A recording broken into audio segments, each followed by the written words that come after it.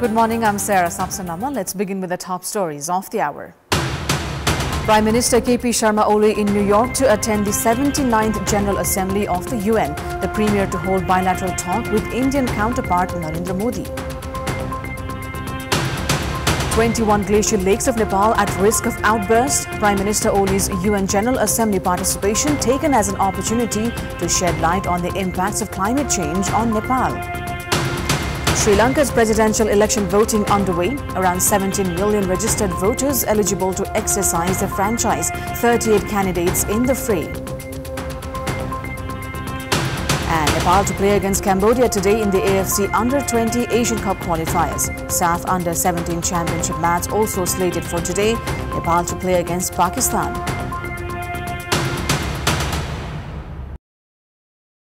Prime Minister Sharma Oli is to meet with his Indian counterpart Narendra Modi in the sideline of the 79th United Nations General Assembly in New York. Nepal government had been corresponding to the Indian government for the bilateral talk for quite some time now, which was only confirmed after Premier Oli reached New York. He will meet with the Indian Premier tomorrow.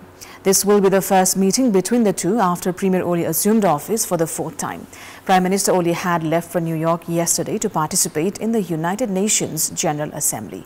Prime Minister Oli will attend the opening session of the general debate of the 79th General Assembly on September 24th and the reception to be hosted by the President of the US, Joe Biden, on 25th.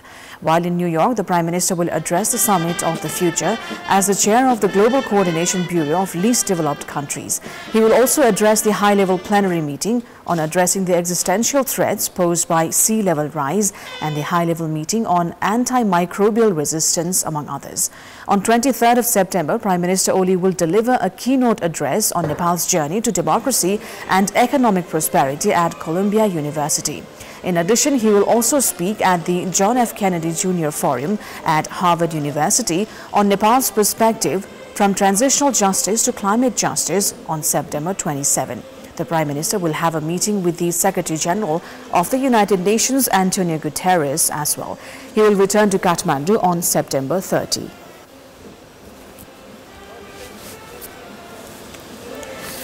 Premier Oli has reached New York to attend the 79th General Assembly of the United Nations. Before embarking on the journey, the Premier said he would raise the issue of impacts of climate change on Nepal in the platform.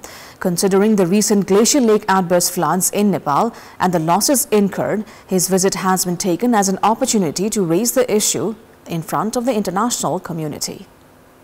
On 15th of August, two glacial lakes in Solukhumbu district's Thame region burst, damaging physical infrastructures in the lower region. Mustang and Gorkha also reported of avalanches and glacial lake outbursts this year. An ICIMOD study has stated 21 glacial lakes are at risk of outburst in Nepal. The impacts of global warming has been seen in the Himalayan region through glacial lake outbursts and floods. Experts say the latest of these incidents highlight on the impacts of climate crisis in Nepal. The people and the countries who have contributed the least in climate crisis are the most impacted and where the least investment is coming into. And Nepal is, of course, one of them. We have received a warning sign that the climate crisis has reached a tipping point in Nepal. Now, of course, we will have to advocate globally, but we also cannot rely purely on international efforts. We got to take our own efforts. Prime Minister Sharma Oli is in New York to participate in the 79th UN General Assembly. It has been taken as an opportunity to inform the world regarding the impacts of climate change in Nepal. र समुद्रको इकोसिस्टमको बारेमा त्यहाँ नेपालको दृष्टिकोण प्रस्तुत पनि गर्नेछु। Ecosystem र समुद्रको सतह बढ्नुका पछाडी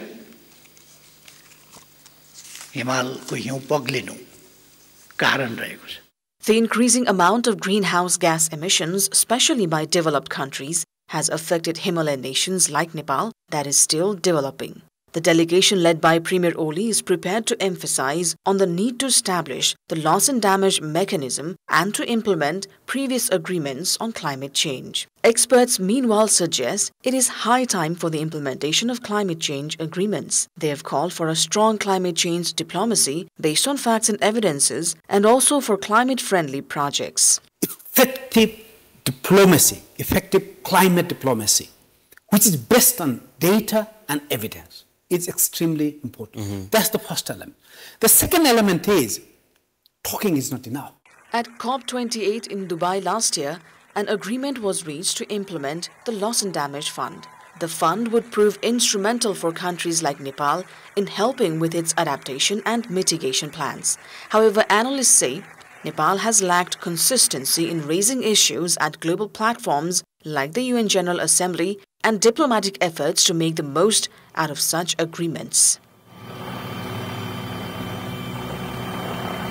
In our Public Voice segment, we've asked people in several provinces regarding the issues that should be raised by the Prime Minister before the international community. Let's take a look at what they had to say.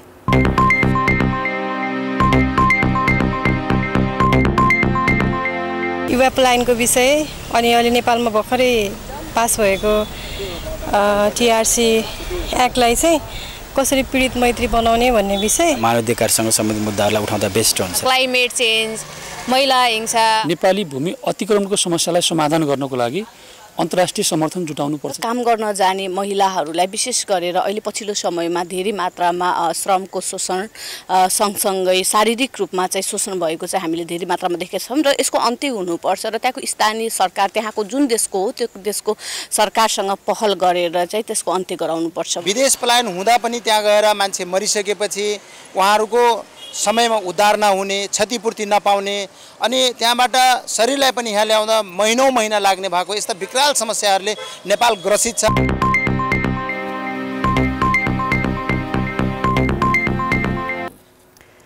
It is time now for our segment Public Pulse, where you text us with your opinion. The question is, what's your take on parties taking in teachers while parliamentarians voice against teachers' involvement in politics? Your options are A, double standard, B, apathy to laws, and C, political game. The voting is on. Type NAWS, select your option A, B, or C, and send it to 34001 to share your opinion with us. Time now for international update.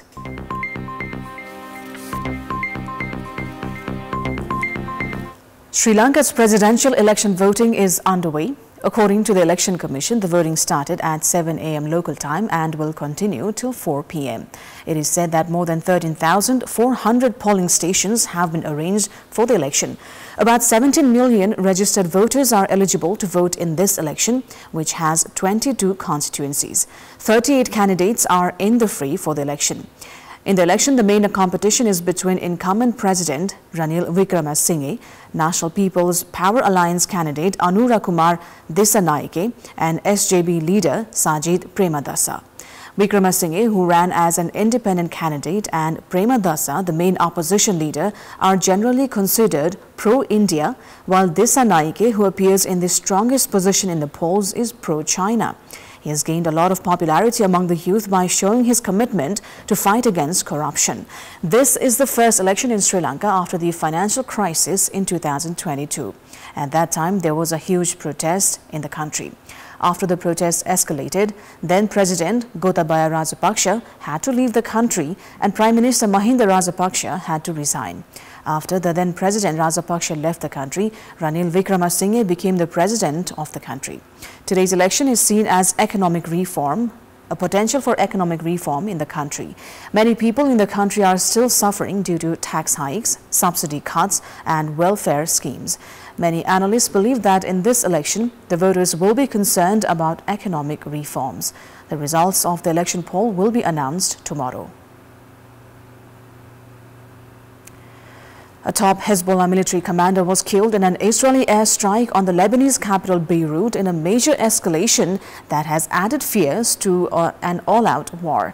Hezbollah confirmed Ibrahim Akil's death after Israel said he was one of several senior Hezbollah figures killed in this strike. Earlier, Lebanese officials said At least 14 people were killed and 66 injured in the strike that hit the densely populated Dahiya area, a stronghold of the Iran-backed group in the city's southern suburbs. There were chaotic scenes as emergency teams rushed to the site of the attack, rescuing the wounded and searching for people believed to be trapped under the rubble. At least one residential building collapsed and others were heavily damaged. Streets were closed by Hezbollah members, some looking incredulous as the attack represented another humiliating blow in a week which saw pagers and walkie-talkies belonging to the group explode. Dozens were killed and thousands wounded in those attacks, widely believed to be orchestrated by Israel. Yesterday's strike was the first to hit Beirut since July, when Hezbollah's military chief Fuad Shukr was killed. In a statement, Israel Defense Forces spokesperson Daniel Hagari said Akil, a senior commander in Hezbollah's elite Radwan forces, was killed alongside senior operatives in the group's operations staff and other Radwan commanders. Earlier on Friday, Hezbollah said it had launched strikes on military sites in northern Israel. The U.S. presidential election is set to be held on 5th of November. Republican candidate Donald Trump and Democratic candidate Kamala Harris are the main competitors. They are debating and campaigning around the U.S. states. Meanwhile, Democratic candidate Harris has said that she is trying to get a second opportunity to debate her Republican challenger in this year's presidential race and also emphasize about reproductive rights. And in our debate last week, well, that was fun. But, and I know everyone here paid attention to the words, though, the words, right? I'm trying to get another debate. We'll see. But in our debate last week, remember when he said everyone wanted Roe v. Wade to be overturned? I don't know who everyone is either, because women have been arrested and charged for miscarriages. They didn't want that. So, Georgia, this election right here is a fight for the future. It is a fight for the future, and it is a fight for freedom. For freedom. And we know in America, freedom is not to be given. It is not to be bestowed. It is ours by right. It is ours by right. And that includes the fundamental freedom of a woman to be able to make decisions about her own body and not have her government telling her what to do. Yes, we must trust women. Nepal is playing against Cambodia in the AFC Under-20 Asian Cup qualifiers. The match has been scheduled for 1 p.m. Nepal time today. This would be Under-20 team's second international match within 1 month. The Nepali team is in Chinese Taipei for the qualifier. Last month, Nepal had played the SAF Championship at home, where it lost the final to Bangladesh. Coach Arjun Shrestha has made a few changes to the team compared to the one that played SAF Championship. Coach Shrestha and Captain Kushal Dewa have said that the team is aiming to qualify for the 2025 tournament to be held in China. Shrestha said lack of unity among players was the reason behind the failure to win SAF Championship title, and added that all issues had been resolved. Nepal is in Group B alongside Uzbekistan, Bahrain, organizers Chinese Taipei and Cambodia.